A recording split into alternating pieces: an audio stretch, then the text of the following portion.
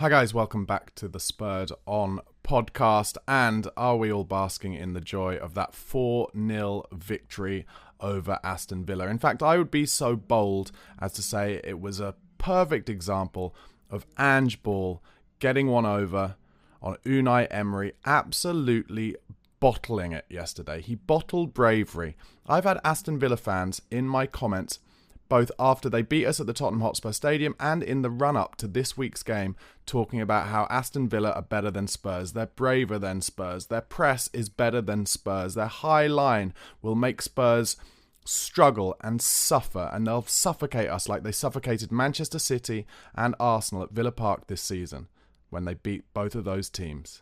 Well, 4-0. And not only was it 4-0, but in my eyes, even from the first few minutes, any of you who saw me on the We Are Tottenham TV watch-along yesterday will know that in that first half I was saying, listen, if we lose this game, I don't mind because of the way we're playing. It was the first time, actually since maybe those first 10 games and that Chelsea kind of debacle where we absolutely blew them away that first 20 minutes before we got the injuries and then the sendings off. But it was the first time since then that we really showed what we're like with our full complement of players playing the way the manager wants us to play. And like I said, Aston Villa could not handle it. Now sure, they'll probably choose to point at some transitional opportunities they had in that first half. But all of those were from mistakes we made ourselves. And when I say mistakes, I mean passes that were just a little bit awry that allowed Villa to nick in. But could they make the most of them? No, they could not. And that is because Unai Emery, and this is my opinion, but Unai Emery absolutely bottled it yesterday. They've been playing this high line, front foot, pressing game all season. They stifled the biggest teams in the country in terms of, in form, the biggest clubs in terms of their league position in Manchester City and Arsenal, absolutely suffocated and stifled them at Villa Park. And yet yesterday against Spurs, against Ange Ball, he went to a flat back five. 5 defenders at the back. And as a result, we had so much space in midfield, we had so much time on the ball, and we were able to move them about. And in that first half, we had 69% of possession. And sure, we only had one shot on target, but you just knew that when the game started to get stretched in the second half, when things started to change, and if we could nick a goal, then there was an opportunity for an absolute thrashing. And that is what happened. And in today's episode, the rest of today's episode, I'm going to talk through some of the things that I saw having rewatched that game back without the stress of watching it live, and things that I picked out that I really feel led to that punishment to Aston Villa, really. Before I go into it though, guys, thank you so much for all your support. As ever, please do press like on this video if you're watching on YouTube, and also go over to the podcast platforms, give it a follow and a subscribe there, be that Apple Podcasts or Spotify. And also, if you'd like to be a Spurred On Pro or Patreon member, all the information is in the description box. It's only £1 a month. You'll be supporting me, making really great, hopefully, daily content. And also, when we've got enough of you, when I've got about 50 of you or more, I'll be starting to do some members-only content. So please do find out how to do that in the description box. Anyway, let's move on to the game. Firstly, things that I really pointed out, our press was so relentless that Aston Villa had to change their complete style of play. They had to go long pretty much all the time. Our pressing on the keeper and their back five, they just didn't have a way out. So long ball after long ball, and our back two centre halves, Van der Ven before he got injured, and Romero, who were left 2-on-2 against Ollie Watkins and Leon Bailey, dealt with absolutely everything beautifully. Van der Ven, once again, just showing what a Rolls-Royce player he was in those kind of 60 minutes or 50 minutes that he was on the pitch. Just nobody could get past him. Nobody could deal with his recovery runs when a ball came over the top of him. And what a player he really is. And then Romero for the whole game, just showing this new level of leadership and maturity, not giving away fouls, not getting booked, and just doing the right things all the time, and as ever, really unbelievable with the ball at his feet. So I just wanted to mention that press, first of all. They just could not handle it. I want to talk now a little bit about the importance of Yves Basuma in that number 6 role. A lot of people have been talking for a long time, and I've mentioned it myself, how his form hasn't quite been up to what it was before he got sent off in that Luton game. But yesterday, I really felt for the first time how important he is, and how for the whole element, the whole way of Ange ball playing, the number 6 needs to be able to constantly take the ball on the half turn from passes from Vicario or from Romero or Van de Ven or Porro or Doggy. He has to be on the half turn all the time, because when you've got Pierre in there, and I'll mention Pierre later in terms of his cameo, but when you've got a number 6 in there who can't take the ball as comfortably on the half turn, it always just goes backwards, and it allows the opposition to bring their press on and to put us under pressure. Basuma played his best game for a long time yesterday, and I don't think it's any coincidence that that was the first time that Basuma played with both Porro and Udogie and Maddison and Sarr since that Luton game. Correct me if I'm wrong, but I'm pretty sure we haven't seen all of them in the same match since then. And they are the little link-ups that I think are so important. I remember being at that Liverpool game where we won at the Tottenham Hotspur Stadium earlier in the season, and it was those little 5-yard and 10-yard balls between the 4 and 5 of them that really killed Liverpool. Like, I know Liverpool deserved to get more because of the bad decision that day, but we were killing them with those little balls, and they play them towards they play those balls between each other almost arrogantly, just pop them off, and it moves the opposition team around. It changes their shape, and that is what enables the space to be created further forward in the midfield, and that's what Ange ball is all about. Making those little passes, giving it back, giving it sideways, and then a space comes up because they played those little balls in between themselves, and a space comes up to get it into the front 3. And yesterday I thought Basuma was outstanding. Deki Kulusevski is another player who's been getting a little bit of abuse recently, and from a corner of the Spurs fan base, let's say. And I think it's as simple as, because he hasn't been getting that many goals or assists. Well, he scored a couple of weeks ago and he got another assist yesterday, but he was actually involved in all 4 goals. And he is the exact type of player that football fans who only look at the stats, who only look at the goals and the assists and the expected goals, they think, he's not doing enough because he's not quick, so he's not breaking down the line really quick and showing an exciting turn of speed.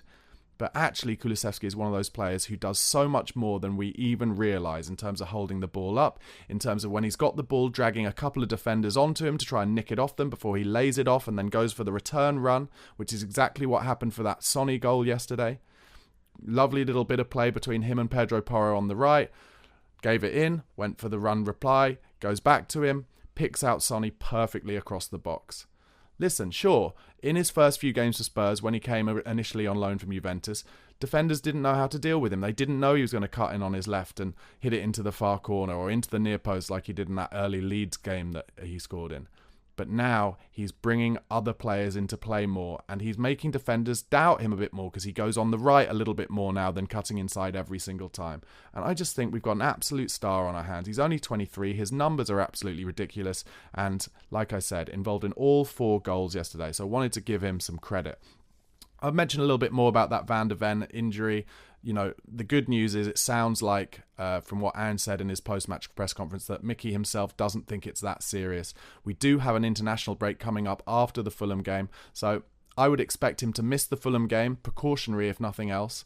Dragushin comes in. I thought he did pretty well yesterday, all things considered. And then there's an international break. So in 3 weeks' time when we play again, I would expect and hope to see Mickey van der Ven playing. I hope that we don't hear of a scan that says anything different to that, because he is an absolute monster of a player. And he will be up there for potentially getting Young Player of the Year this season across the whole league, and maybe even getting in that Premier League Team of the Season. There are not many centre-halves better than him. And actually, I think Romero and him are 2 of the best centre-halves in the country at the moment. So, unbelievable. I want to talk a little bit about Brennan Johnson. I've got him on the thumbnail. I thought he played excellently yesterday. Another player who's been given abuse by Spurs fans over this kind of last 10 games or so.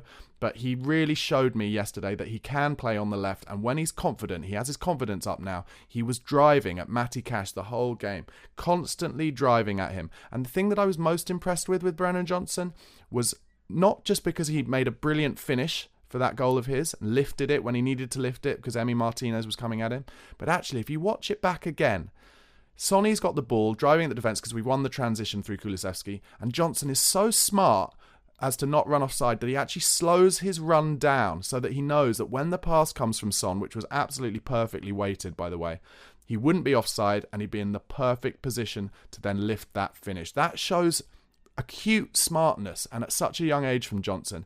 Really excited to see where Brennan Johnson can end up as in his Spurs career.